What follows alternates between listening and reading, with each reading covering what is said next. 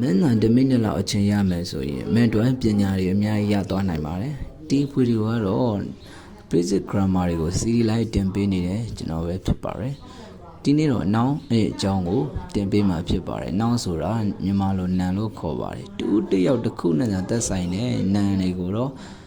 proper noun လို့ခေါ်ပါတယ်ဥပမာဒေါ်အောင်ဆန်းစုကြည်ရန်ကုန်မန္တလေးဒါတွေဟာတူတစ်ယောက်နဲ့သက်ဆိုင်တာမို့ကြောင့်သူ့ကို proper noun တူဆိုင်နာမ်လို့လည်းခေါ်ပါတယ်အများနဲ့သက်ဆိုင်သောနာမ်မျိုးတွေကိုတော့ common noun လို့ခေါ်ပါတယ်ဥပမာ book စာအုပ် town မြို့ flowers ပန်းပွင့်စိတ်နဲ့ခံစားသိနိုင်သောနာမ်တွေကတော့ abstract noun love ချစ်ချင်းမြတ်တာ pleasure ဒါယာမှု happiness ပျော်ရွှင်မှု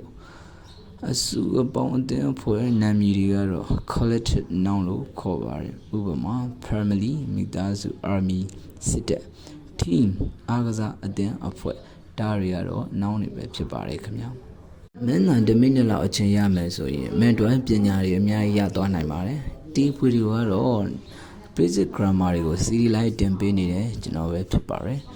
ဒီနေ့တော့ noun ရဲ့အကြောင်းကိုတင်ပေးမှာဖြစ်ပါတယ် noun ဆိုတာမြန်မာလိုနာမ်လို့ခေါ်ပါတယ်တူတစ်ယောက်တစ်ခုနဲ့သက်ဆိုင်တဲ့နာမ်တွေကိုတော့ proper noun လို့ခေါ်ပါတယ်ဥပမာဒေါ်အောင်ဆန်းစုကြည်ရန်ကုန်မန္တလေးဒါတွေဟာတူတစ်ယောက်နဲ့သက်ဆိုင်တာမို့ကြောင့်သူ့ကို proper noun တူဆိုင်နာမ်လို့လည်းခေါ်ပါတယ်အများနဲ့သက်ဆိုင်သောနာမ်မျိုးတွေကိုတော့ common noun လို့ခေါ်ပါတယ်ဥပမာ book စာအုပ် town မြို့ flowers ပန်းပွင့်စိတ်နဲ့ခံစားသိနိုင်သောနာမ်တွေကတော့ abstract noun love ချစ်ချင်းမြတ်တာ pleasure ဒါယာမှု happiness ပျော်ရွှင်မှုအစုအပေါင်းအသင်းဖွဲ့နာမည်တွေကတော့ collective noun လို့ခေါ်ပါတယ်ဥပမာ family မိသားစု army စစ်တပ် team အားကစားအသင်းအဖွဲ့ဒါတွေကတော့ noun တွေပဲဖြစ်ပါတယ်ခင်ဗျာ